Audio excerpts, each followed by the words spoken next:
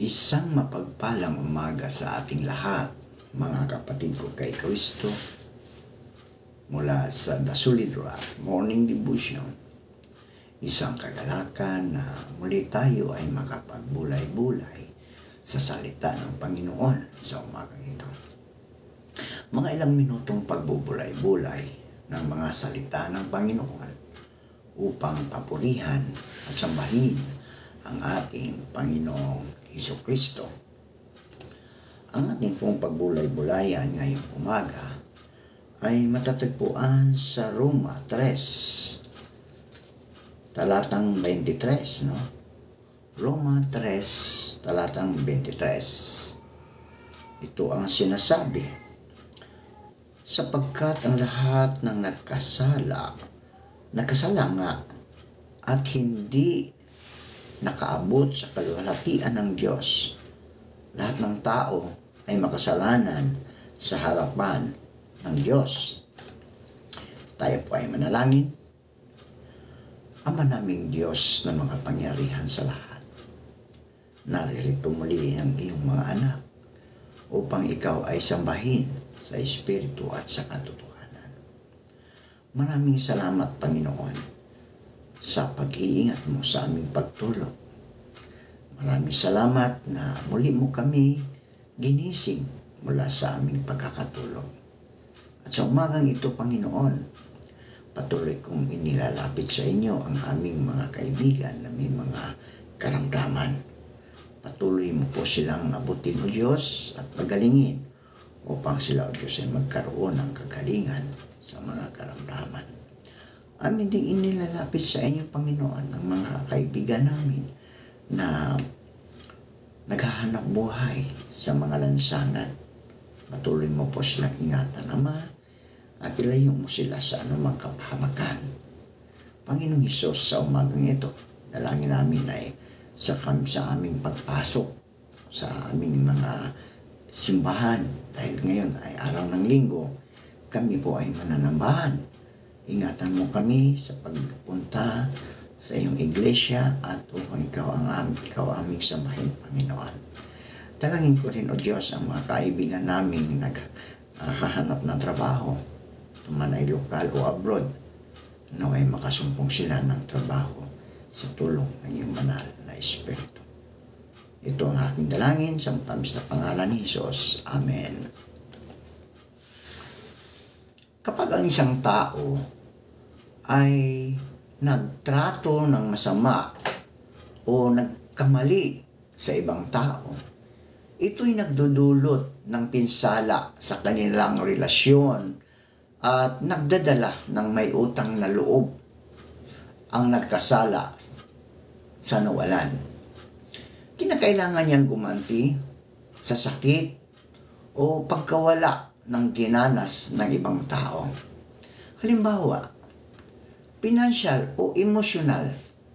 Ang pagpapatawad sa nagkasala ay nangangahulugang iwan ang anumang paghahabol para sa kabayaran. Bitiwan ang anumang negatibong emosyon sa taong ito at ibalik ang relasyon kung maaari. Binibigyan tayo ni Jesus ng isang magandang halimbawa ng pagpapatawad sa isang kwento tungkol sa isang ama at isang anak sa Lucas Kapitulo 15, talatang 11 hanggang 32. Lubos na nasaktan ng anak ang kanyang ama sa pamagitan ng pag-angkin ng bahagi ng ari-arian ng ama na inaasahan niyang matatanggap sa hinaharap. Pag-alis patungo sa ibang bansa at pag-aksaya ng pera doon, nawala na ng pag-asa ang ama na makita pa muli ang kanyang anak. Ngunit nang ang anak ay makaranas ng malaking problema, naunawaan niya ang kanyang nagawang kasalanan at bumalik sa tahanan. Hindi siya itinaboy ng ama, bagkus ay tinanggap siya ng may yakap, halik at isang masayang kainan. Pinubayan niya ang buong pusong pagpapatawad ang kanyang anak. Sinabi sa Biblia, ng bawat tao ay may utang sa Panginoong Diyos. Dahil nilikha tayo ng Diyos bilang mabuti at matuwid na mga tao na ang layunin ay upang bigyang pugay siya. May karapatan siyang humiling ng ganap na pagsunod mula sa atin. Ngunit dahil ang unang mga tao ay nagpasya na sumuway sa kanilang lumikha, sila'y naging makasalanan at gayon din ang lahat ng kanilang mga lahi. Lahat ay nagkasala at hindi umabot sa kaluwalhatian ng Diyos ayon sa Roma 3:23. Lahat tayo ay naapektuhan ng kasalanan. Hindi natin binibigay sa Diyos ang karangalan na nararapat sa Kanya at patuloy tayong lumalabag sa Kanyang mga utos na mahalin ang Diyos higit sa lahat at ang ibang tao tulad ng ating sarili. Ito ay nag-iiwan sa atin na may kasalanan at nagdudulot ng pinsala sa ating relasyon sa Panginoong Diyos. Yamang ang Diyos ay matuwid. Hindi lamang niya ipinagwawalang bahala ang ating paglabag at nakakalimutan ito. Ang tanging paraan upang ibalik ang relasyon sa pagitan ng tao at Diyos ay ang lubos na pag-alis ng utang. Ngunit wala ng tao, kahit ang pinakarespetadong relihiyosong lalubhasa, ang kanyang gawin ito. Hindi natin mabibili ang kapatawaran sa pamagitan ng pera o mga lag-alay o ano pa man. Ang buong lupa ay pag-aari na ng Diyos, di ba mga kaibigan? Siyang may-ari nito, ang kalupaan, ang mundo. Hindi niya kailangan ang anumang bagay mula sa atin. Hindi natin mababayaran ang ating mga kasalanan sa pamagitan ng pagtahak ng matuwid na buhay. Sinasabi sa propetang Isaias na kahit ang ating mabubuting gawa ay hindi malinis, no? Tayo'y lalong nagpapahamak sa patuloy na pagkukulang natin sa pamantayan ng Diyos. Kinumpirma ito ni Apostol Pablo sa Roma Kapitulo 3, talatang 20. Walang taong mapapawalang sala sa paningin ng Diyos sa pamagitan ng pagsunod sa kautusan. Dahil ang gawain ng kautusan ay ang ipamukha sa tao na siya'y nagkasala. Ang mapag-isang conclusion ay hindi natin kayang makamit ang katuwiran ng Diyos sa ating sarili.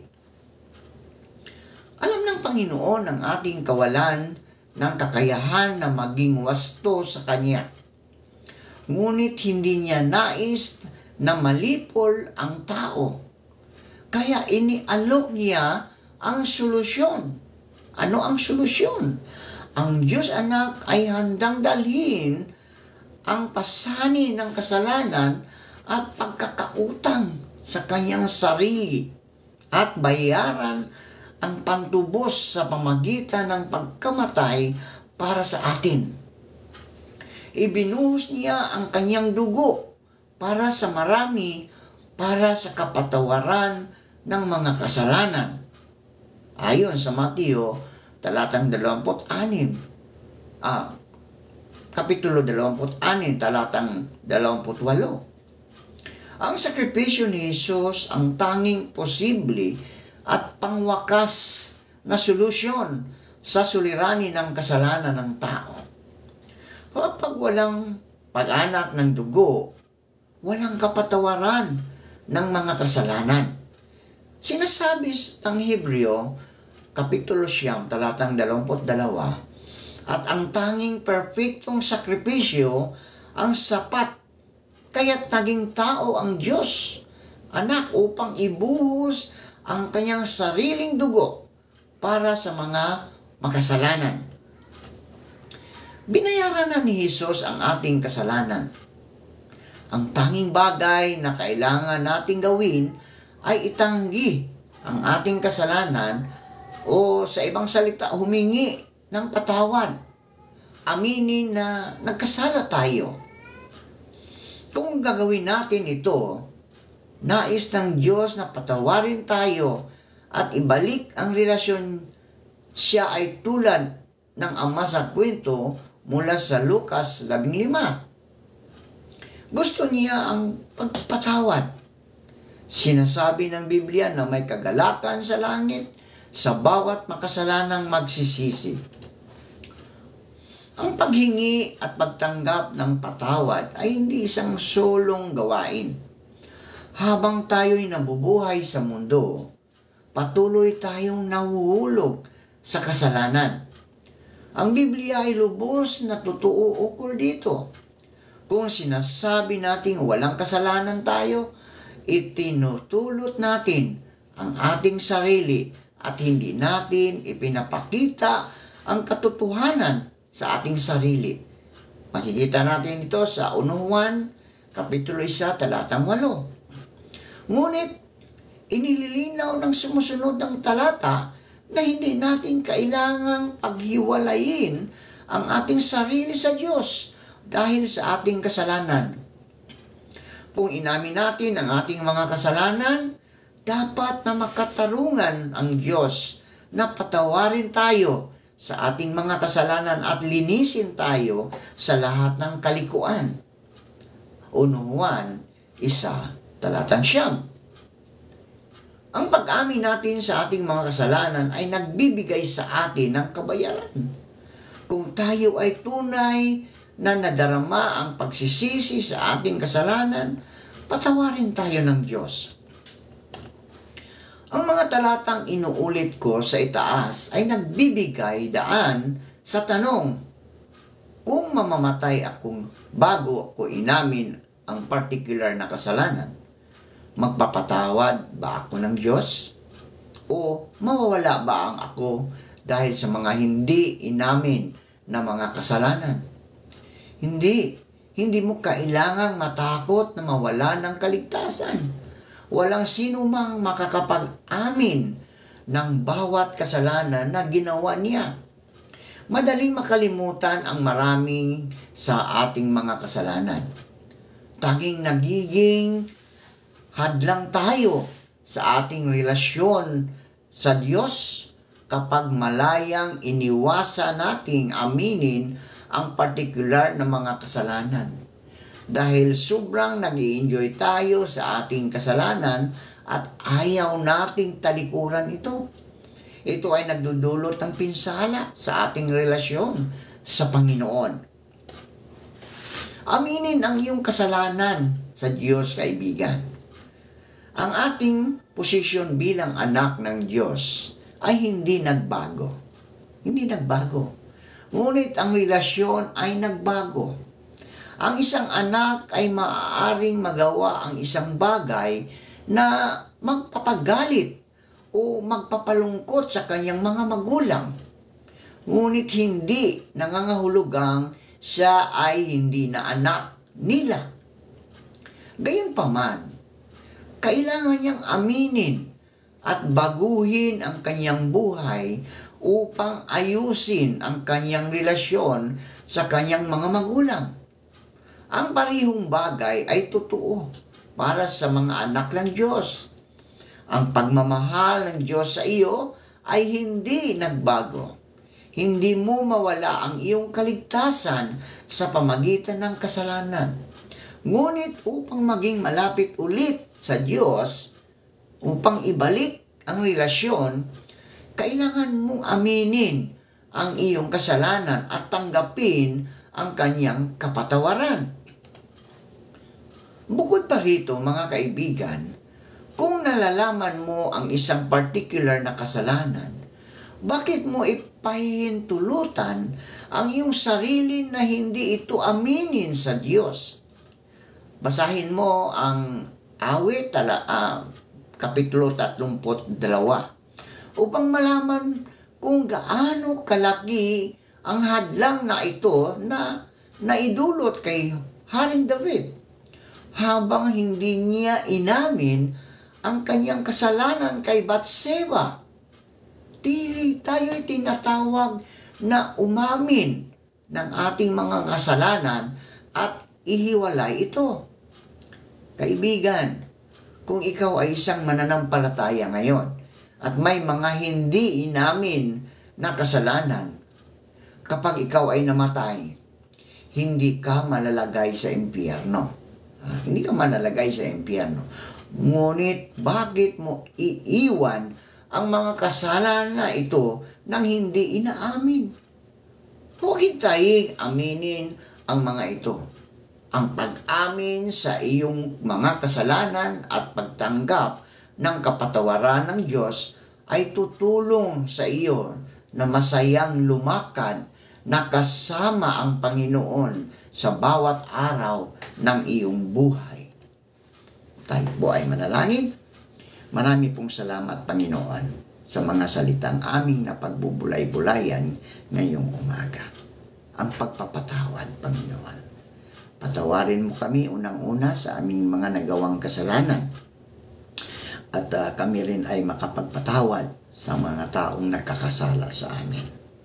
Panginoong Hesus, sa umagang ito, pagpalain mo po ang lahat ng nakikinig ng iyong mga salita at ingatan mo sila sa lahat ng kanilang mga ginagawa, hinahawakan, maging ang kanilang buong sambahayan. Ingatan mo sila. Bigyan mo sila ng kanilang mga pangangailangan sa araw-araw. Panginoong Hesus, tulad ng mga alagad mo, nagpapasalamat po kami sa inyong pagtitiwala at pagtawag sa amin para maglingkod sa iyo kahit hindi kami karapat-dapat. Makakaasa po kayo na hindi po namin sasayangin ang magandang pagkakataon na ibinigay mo sa amin. Amen.